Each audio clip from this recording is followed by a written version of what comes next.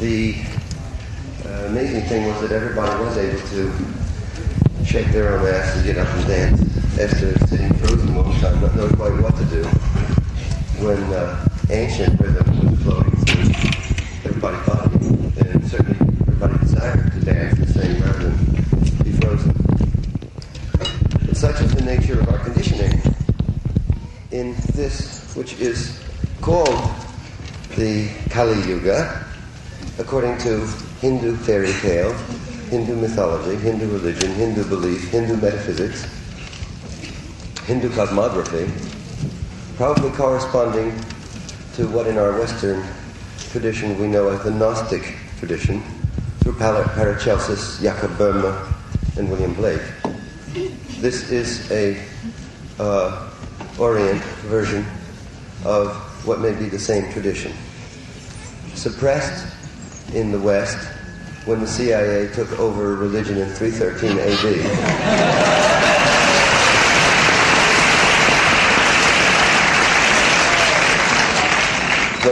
When Constantine, Caesar, made a deal with the church to suppress all alien thoughts and heresies and to formulate a square Western version of heaven and hell.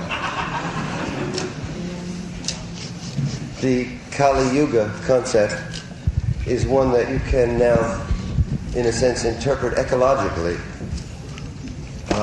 If you've been following the scientifical pronouncements of doom possibility coming over television, radio, and slick magazines lately, as well as from the underground press, you will notice that there's increasing attention to the fact that our own fecal material, the waste products of our robots, have now so polluted Lake Erie that it's a great lake of green goo slime, biologically dead, that our atmosphere, the planetary atmosphere, is increasingly polluted with carbon wastes, and that we are so sunk in our attachment to automobile exhaust fumes, to sulfur wastes from great steel factories producing metals that can be sent flying to explode on the other side of the planet with the collaboration of the science faculties of such universities as this,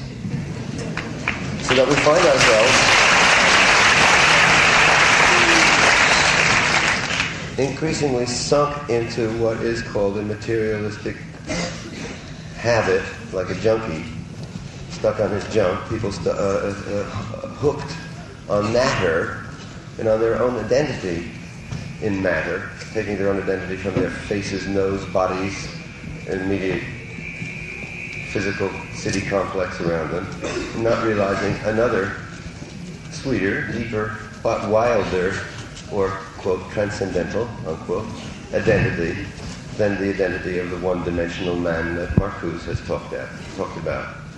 So what I'm proposing here is a modern-minded view, or some indications of a modern Western, i.e. Gnostic Marcuse, view of Kali Yuga as applying to our own situation rather than being an Oriental fairy tale. As it stands, I read in the paper today, the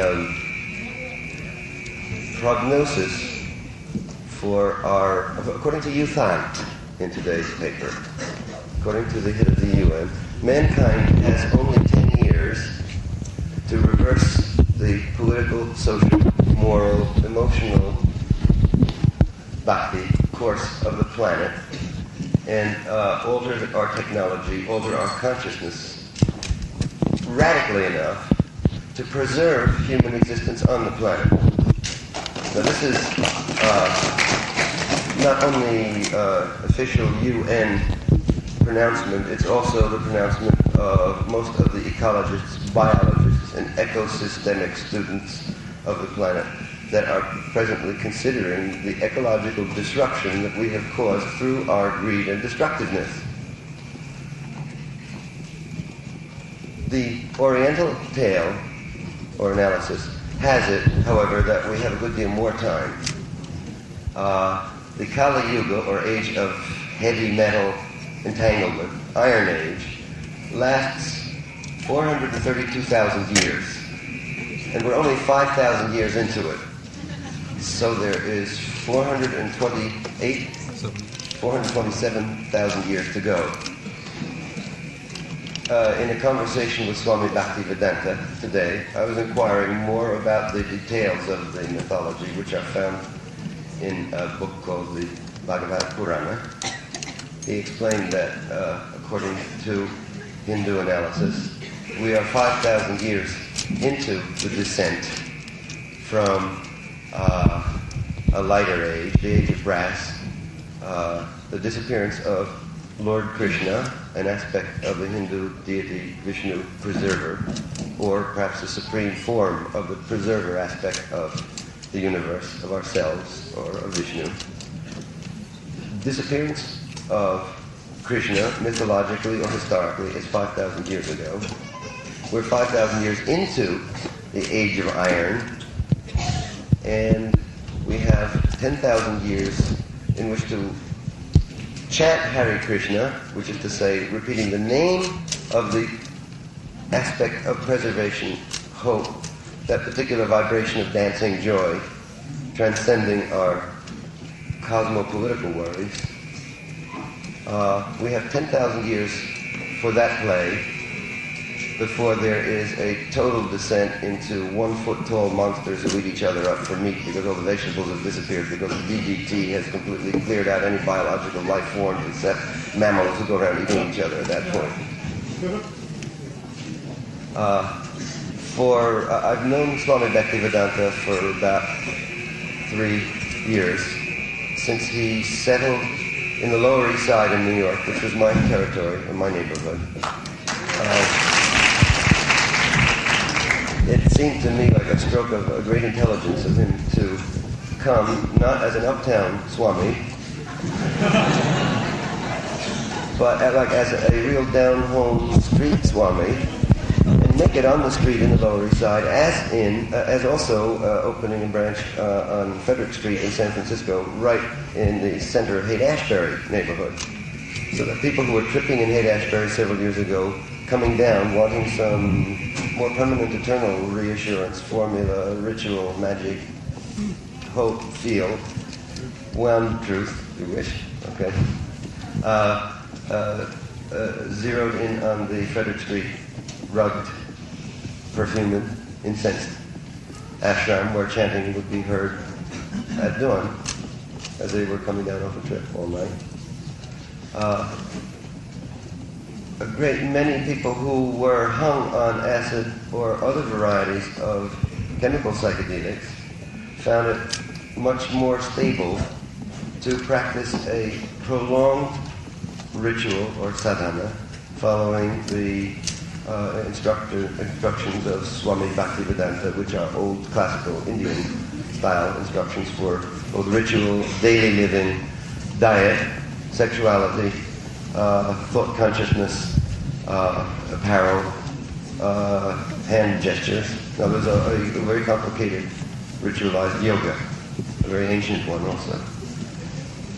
I thought Swami Bhaktivedanta made a great move in coming to the Lower East Side and to Haight-Ashbury, and then naturally, because people dig chanting, centers formed in other parts of the United States, so that there are small street-level houses or storefront centers in Vancouver or in LA, in Montreal, up in Buffalo, down in to some Buffalo chanters here. Chant, incidentally, and chant comes from the word enchant, by the way, which means like to make oneself into, to make a magical spell about oneself.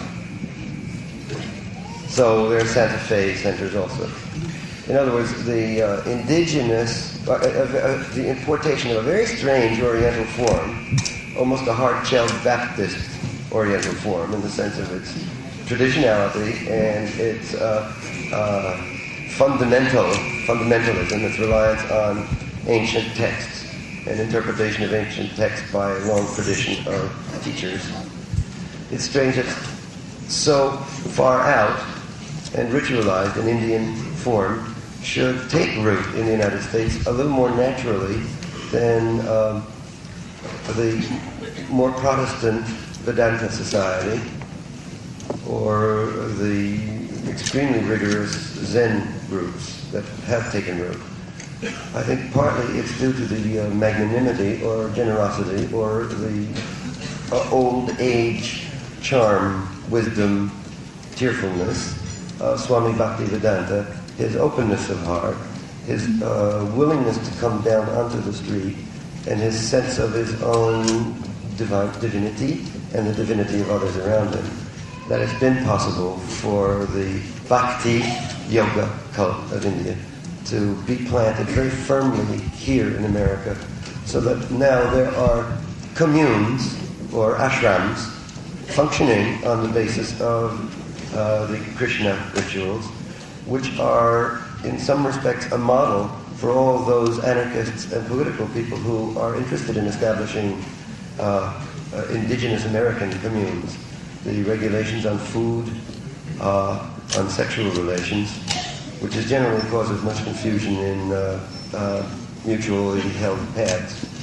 The regulations on sleep and thinking process are like an interesting model to study for those who are interested in forming affinity groups or large family communities. I will have my turn at language tomorrow because I'm giving a poetry reading at the student union somewhere, I'm not sure where, which is my regular thing, which is why I was invited here by the Student Activities Committee. So I'll be cutting myself off now and be brief and leave the rest of the evening to Swami Bhaktivedanta, who will give a language explanation, or whatever he wants to say, of the cultural or metaphysical or religious roots. And, pardon me? I don't know. 8, I think. The time now, I don't know. No, I don't know. 8. Pardon me? Yes. So the rest of this evening will be Swami Bhaktivedanta will explain his divine self. Then we will continue chanting. Swami.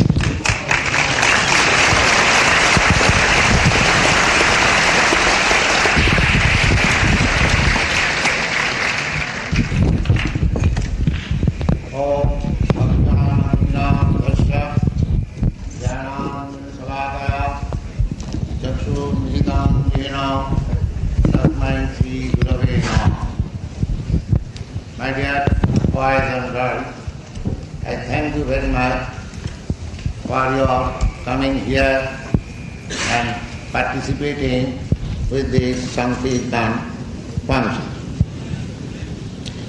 The Sankirtan function, or it is called Sankirtan Yajna, sacrifice. There is a statement in Srimad Bhagavatam that Sankirtanai Yajnai Prayai Jajantihi Sumedhasa. In this age, as poet Ginsberg has explained to you, this is called Kali Yuga, a very degraded age. From the spiritual point of view, from material point of view also, people are reducing their duration of life. And their merciful tendency, their strength, their stature, if you study scrutinizedly, you will see that your stature is reducing, your memory is reducing, your duration of life is also reducing in this Kali Yuga. There are many symptoms. So Bhagavad recommends for self-realization in this age simply by performing the sacrifice of Sankirtan. The Sankirtan Yajna is so nice that at once you get transcendental ecstasy, and from spiritual consciousness you try to join. Even a child desires like that. This is the effect of the Sankirtan Yoga. And Lord Chaitanya, the inaugurator of this movement 500 years ago, he says that if you chant this mantra, Hare Krishna, Krishna Krishna, Hare Hare, Hare Rama, Rama Rama, Hare Hare, then the first installment of your gain will be that all the dirty things in your heart will be cleansed. Cheta Darpana Marjana. And when we are in clean heart, then the next stage will be Bhavamaha Davagni Nidbhavan. The problems of material existence will be solved. And when you are spiritually steady on the platform of Sankirtan Yoga, then your original consciousness, Krishna consciousness, and its concomitant joyfulness begins. This thing also is explained in the Bhagavad Gita. Brahma bhuta prasannatma na sochati na kankati samas sarveshu bhuteshu mad bhakti labati param.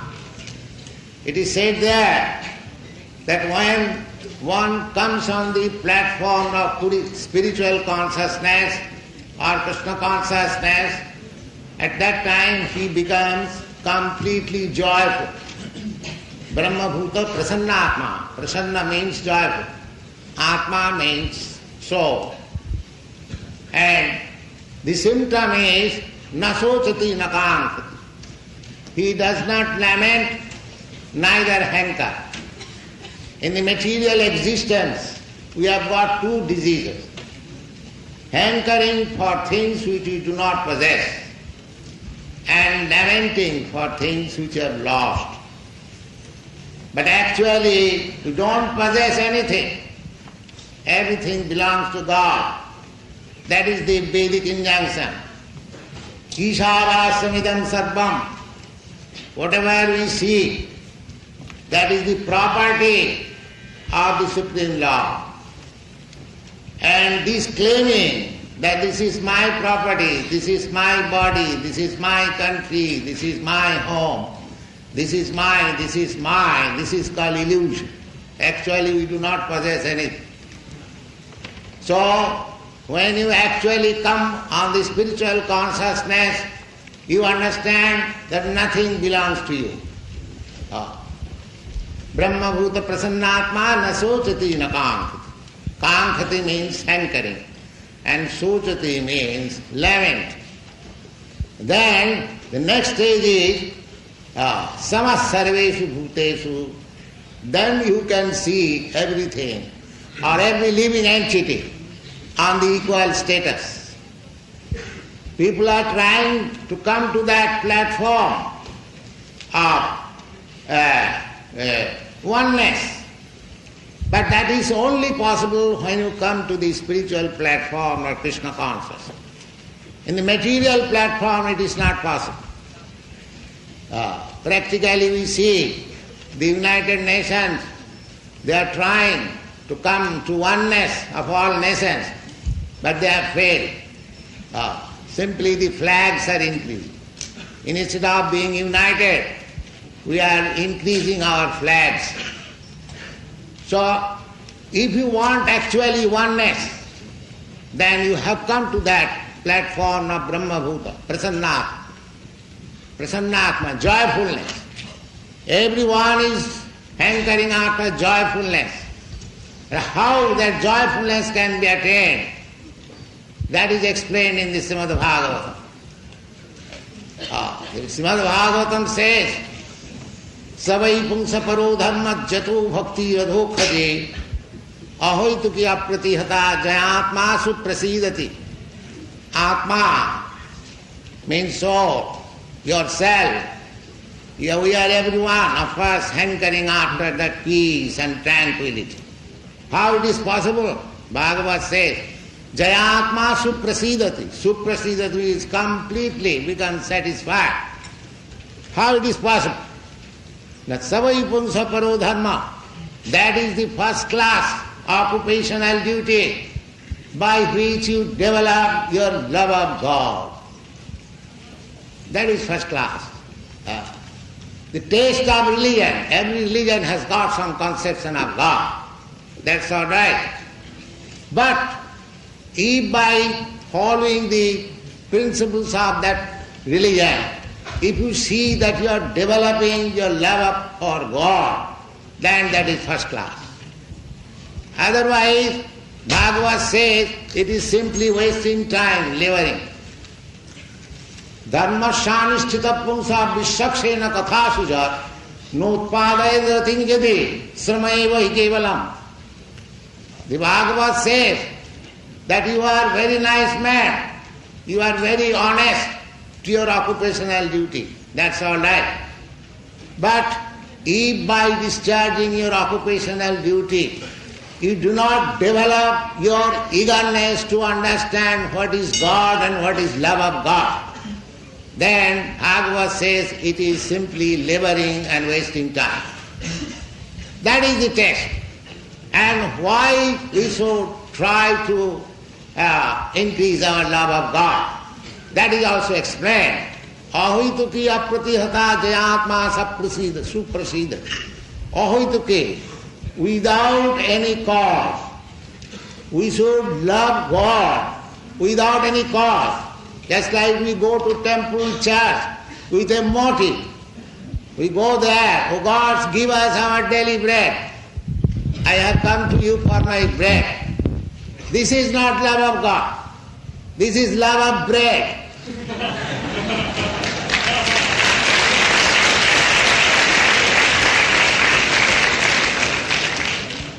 So, Chaitanya Mahaprabhu has given nice sample of love. He is playing the part of Radharani. Radharani is the conjugal consort of Krishna. Our Krishna consciousness is not right. You'll see the picture, Radha and Krishna. Krishna is a boy, 16 years old, and Radharani, a young girl, a little younger than Krishna. They are enjoying Radha Krishna. Radha Krishna pranayamrikiti allahadini shakti rasma. There are different potencies of God. Parasya Shakti vividhaiva sriyate. In the Vedic literature you find, Vedas. God has many energies. Parasya Shakti. Shakti means energy, power. Vividhaiva, multi, various. Parasya Shakti vividhaiva sriyate. Svabhav. Parasya Shakti vividhaiva natasya sama adhikasya dishyate. This is the injunction of Vedas. You cannot find anyone equal or greater than God. Nobody can be equal with God, nobody can be greater than God. Then he is not God.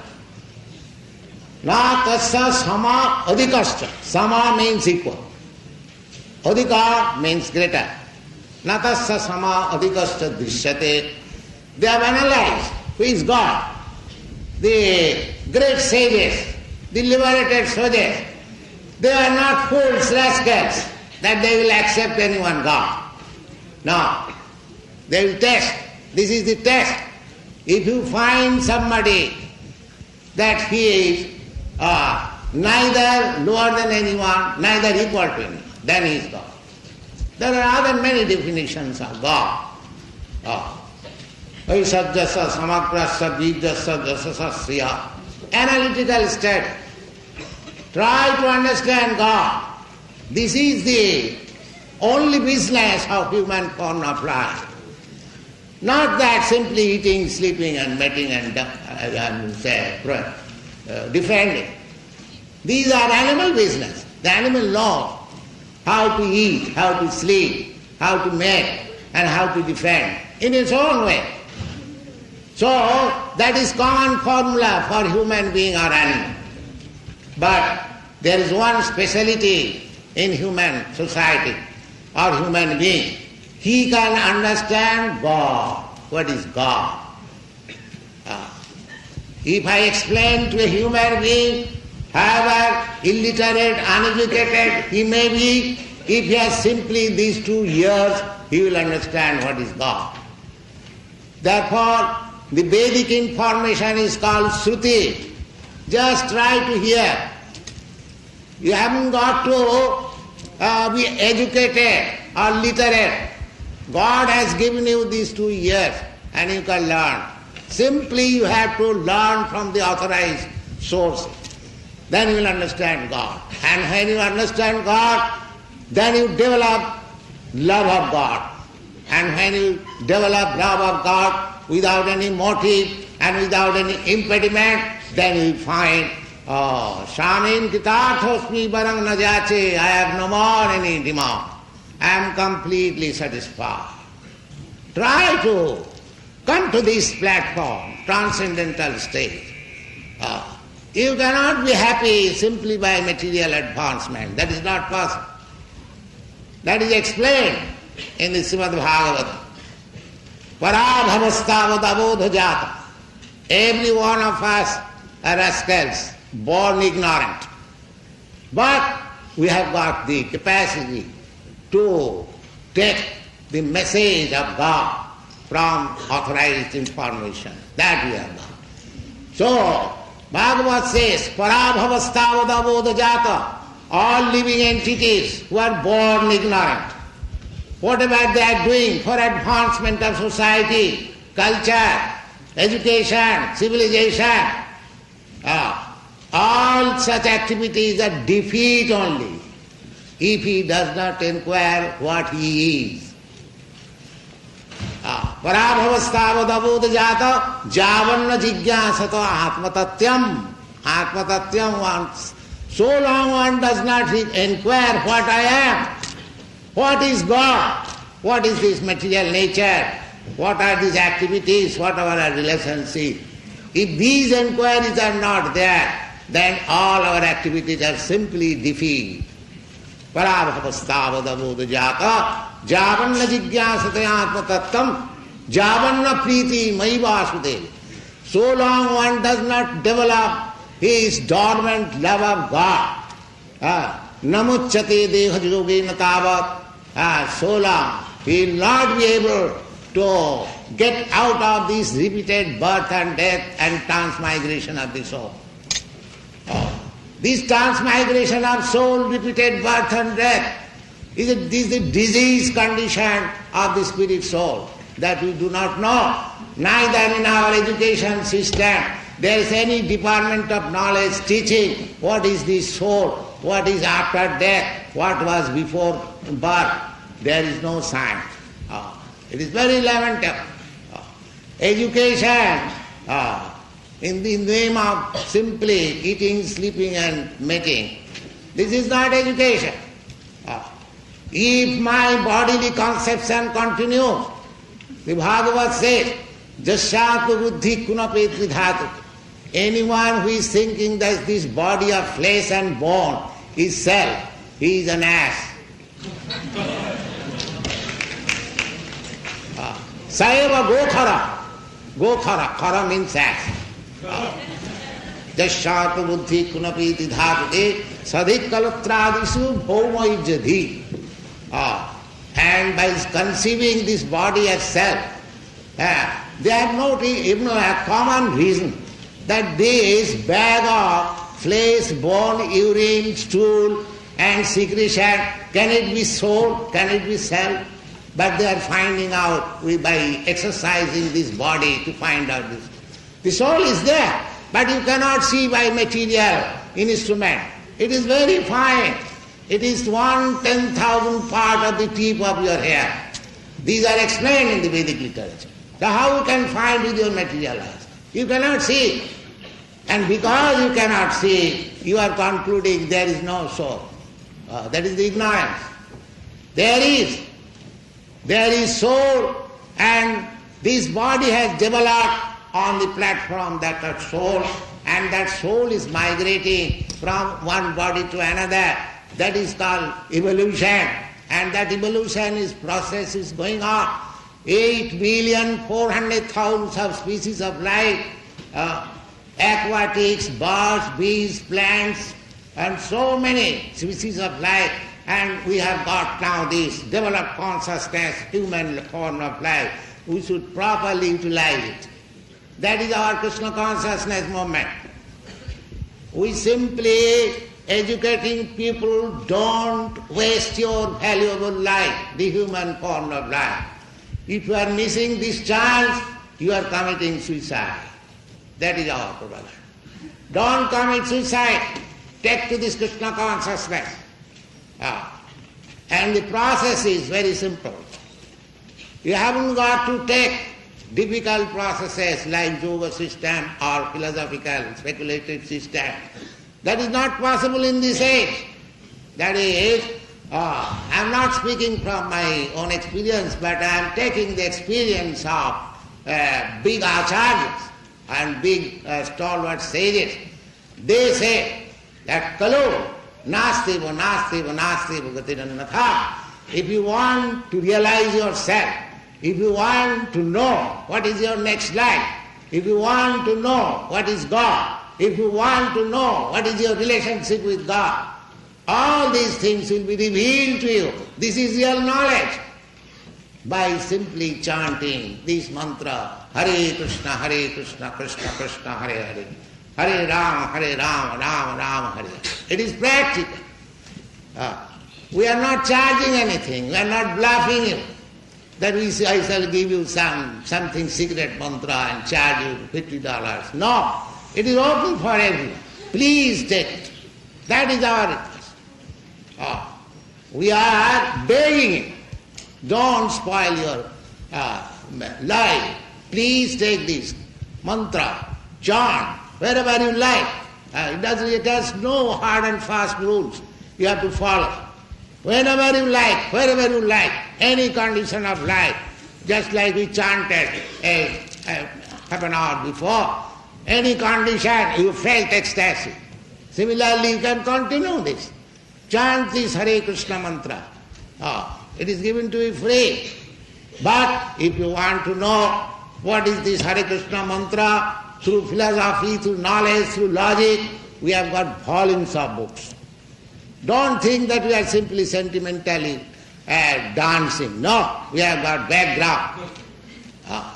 So try to understand this Krishna Consciousness movement.